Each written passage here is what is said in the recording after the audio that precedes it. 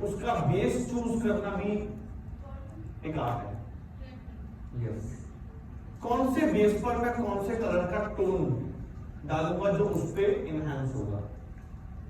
अगर यही ग्लोबल में बहुत रेड कर देगा तो मेरा कलर रेड दिखता सारा, आपको अलग से कुछ दिखता ही नहीं। इसलिए बेस भी चूज करना बहुत जरूरी है। टोन आप ऐड कर सकते हैं पर बहुत स्लाइट है, बहुत स्ट्रॉन्ग टोन ऐड करेंगे तो वो आपके नॉर्मल मनी पीस या जो भी आपने हाईलाइट्स करे पर्टिकुलर जगह उसमें रेड लगेगा। यस, कुछ पूछ रहे थे आप शायद। कलर लगाने के बाद अगर मैं केराटिन करता हूँ तो कलर 2 नंबर 3 नंबर तक लिफ्ट हो जाता है और एक टाइम भी बहुत बार हुआ है। और रेड सीरीज में भी ब्लॉन्ड सीरीज में भी अगर मैं ग्रे कवरेज करता हूँ गुड ग्रे में और ब्लैक में अलग अलग शेड आ जाता है, दोनों की टोन अलग हो जाती है केराटिन करने के।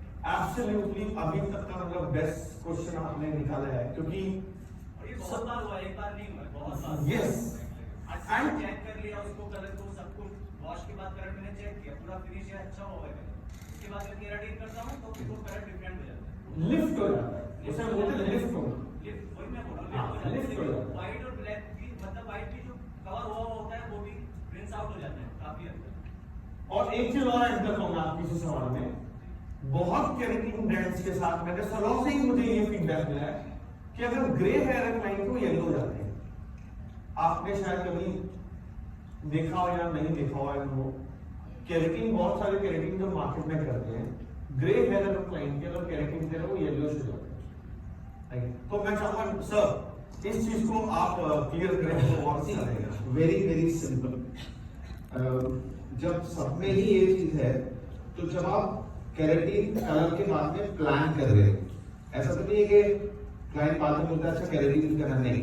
जब हम लोग कलर के बाद में केराटिन प्लान कर रहे हैं, कभी-कभी ऐसा भी होता है सर, क्लाइंट केराटिन के बाद मैं कोई ट्रीटमेंट करता हूं, कलर ट्रीटमेंट कर रहा हूं या कोई स्पा में लेके जा रहा हूं, ठीक है, अगर मेरे को अर्निंग करनी है, थोड़ा ग्रोथ करना है, बिजनेस को अप करना है, तो मैं उसको स्पा से कन्वर्ट करके मैं केराटिन पे लेके चला जाता हूं, तो उसका मेरे दिमाग में वो प्लान नहीं होता कि मैंने कलर क्या है। हाँ, तो याद रखिए, लेकिन 90% आप समझ लीजिए, आप अगर प्लान करोगे तो इट वुड बी फ्रूटफुल और काफी हद तक ये चीजें सबसाइड हो जाएंगी। नंबर 1, आप कलर को एक लेवल डार्क करके चलो। जैसे सपोज आपको अगर 6 लेवल का कोई कलर है तो 5 और 6 मिलाकर चलोगे, ठीक है, नंबर 1। नंबर 2, जैसे आपने बोला स्कैल्प में से colour even white hair coverage वाला भी लाइट हो जाएगा, तो एक तो स्कैल्प पे हमने केराटिन को लगाना ही नहीं, number 1, because it's a strap.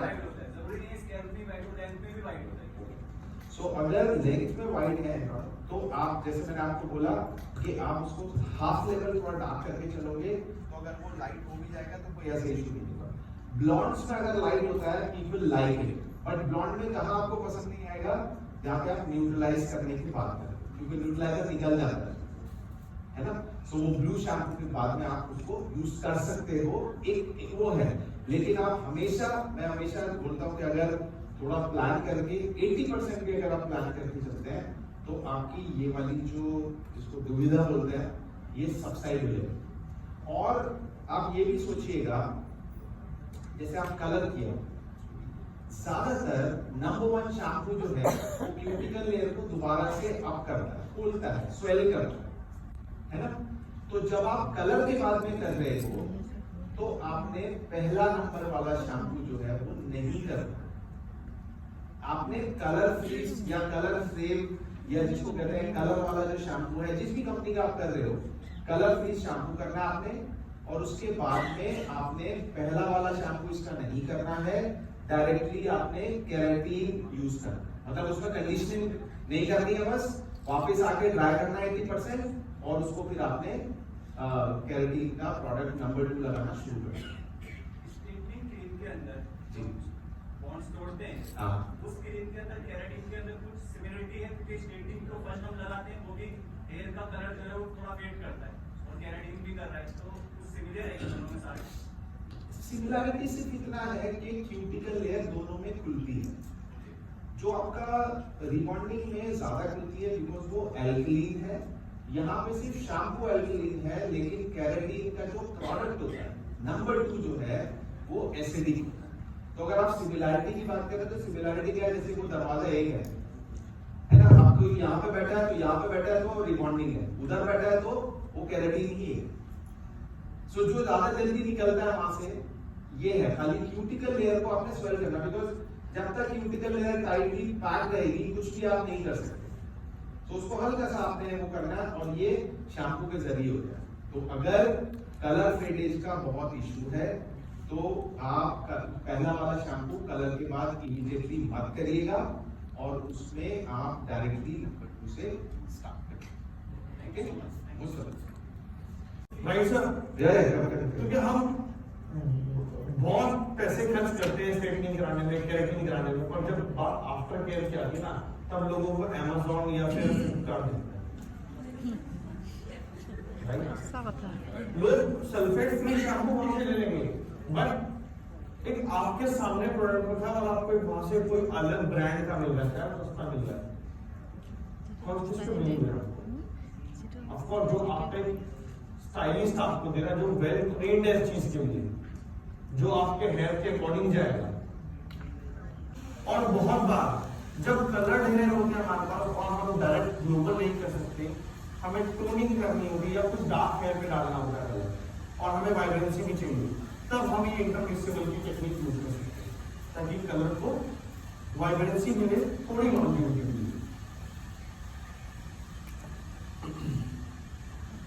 Okay, so you have these four sections.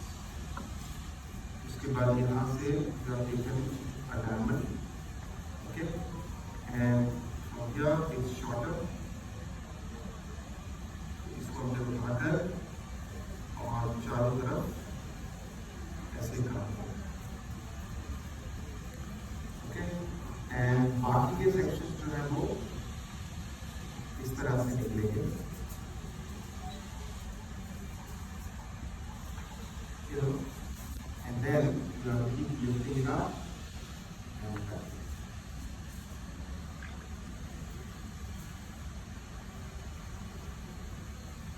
ठीक है? So एक चीज इसमें देखिएगा, जब हम इसको नीचे डालेंगे, वही मैं अभी देख रहा था, तो आप देखिएगा यहाँ पे it won't be a demarcation line, तो एक ऐसा पॉइंट जैसा निकलेगा और उसको फिर हमने फिर ब्लेंड करना है। अब हमने क्या करना है इसको, अब हमने इसको वर्टिकल सेक्शन ले लेकर जो शॉर्ट लेंथ है उसको लॉन्ग लेंथ में मिला देना है। उसको शॉर्ट लेंथ मेरी यहाँ पर आएगी, सो हम here I just go and mix या ब्लेंड कर दूंगा इसको, ठीक है?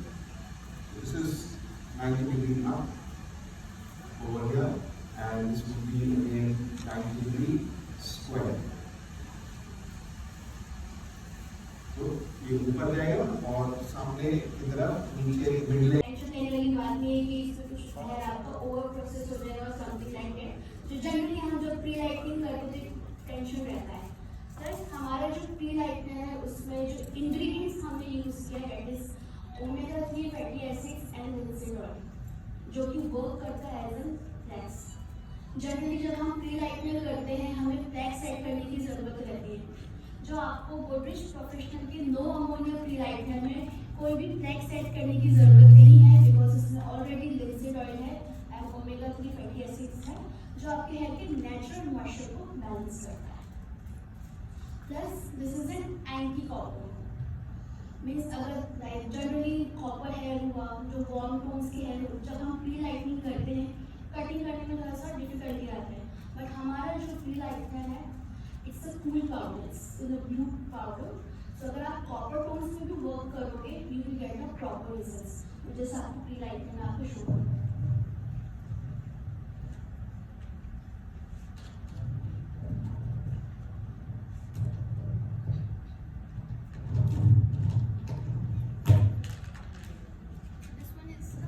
So this one is the pre-lightener, no ammonia pre-lightener. So it gives you up to 7 level. Depend कि client का natural taste क्या है, hair history क्या है, कुछ protein है या something like that, उसके according it will give you up to 7 level. ठीक है? Any other question regarding the pre-lightener so you can ask.